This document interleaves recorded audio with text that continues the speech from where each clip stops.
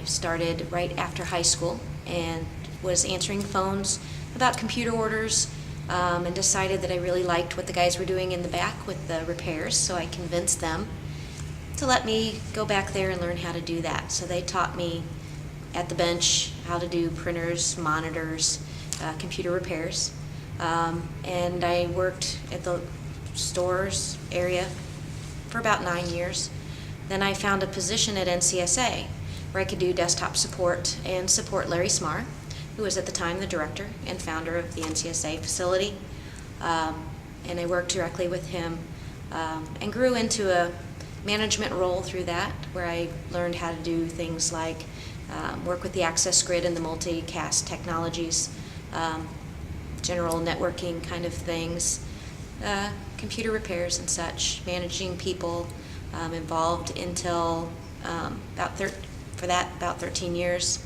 And then I became the Director of Technology Services at the Computer Science Department, where we run all of the IT for the department, and are currently in process of doing shared services for the college. So I'll be moving from a CS department specific role into a college-wide infrastructure role.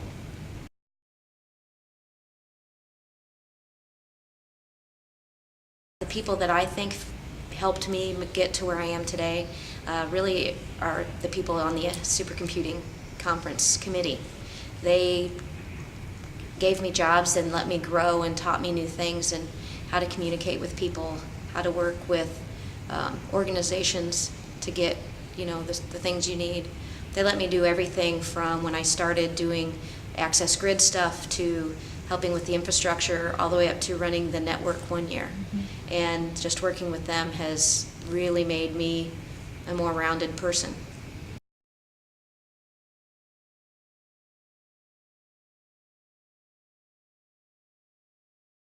When they asked me to chair SciNet in Reno, I was totally taken back. That was such an honor for them to even consider me for that position.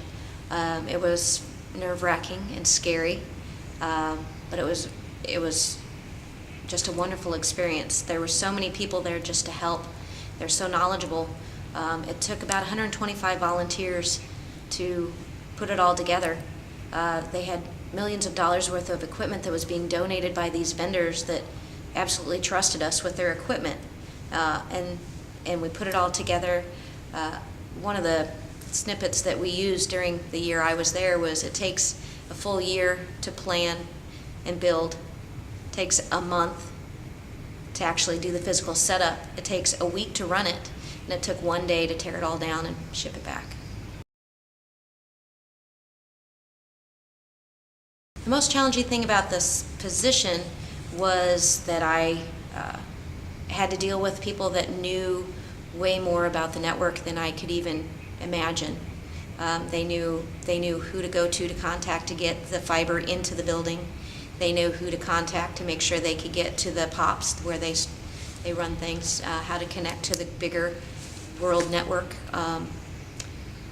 That was a challenge because I didn't have the knowledge to make sure that they knew they were doing the right thing. I had to trust and research myself. So that was probably one of the most challenging mentally. During the conference, the most challenging thing was the power outage.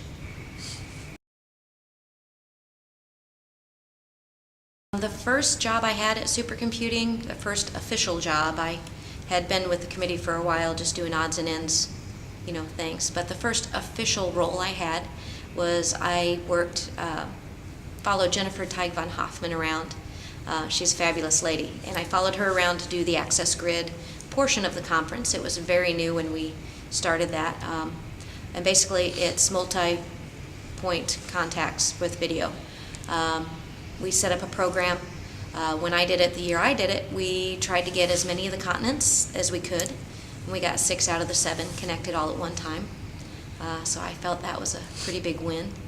Then I've done other things that were as back scenes as you can get as AV, making sure we coordinated, we got screens and projectors and the cabling was all there and all that, all the way up to, again, SciNet. I co-chaired infrastructure with Eric Sills, who is also awesome. Everybody on the committee's really great. This year I'm doing Exhibits Forum, which has been a nice change of pace. It's an actual program, where before it's been kind of the back end's infrastructure piece. This is an outward-facing program, so that's been a challenge as well, just to shift gears a little for that.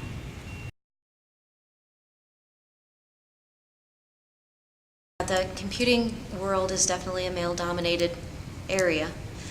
When I originally started 24 years ago, the technicians that I worked with were all men, but my boss was a woman. And since I pretty much put myself out there and asked to learn, they hesitantly kind of started teaching me things. They were not interested in having a girl in the back doing repairs. That was not something they wanted. But when the boss says, do this, you do this, whether you like it or you don't. So that was an interesting challenge. 24 years later, I'm so used to just working with all the guys. I don't even consider that aspect of it anymore. There's quite a lot more women that are starting to come into the field.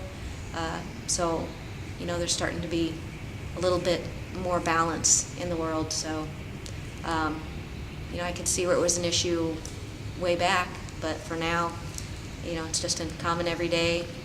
That's how it is.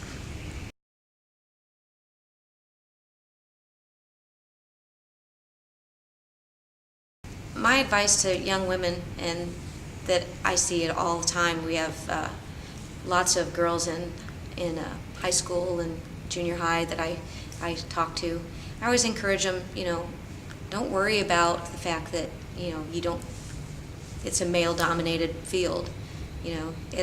They're just as smart and they're just as capable, and if you put your mind to it, you can do whatever you want.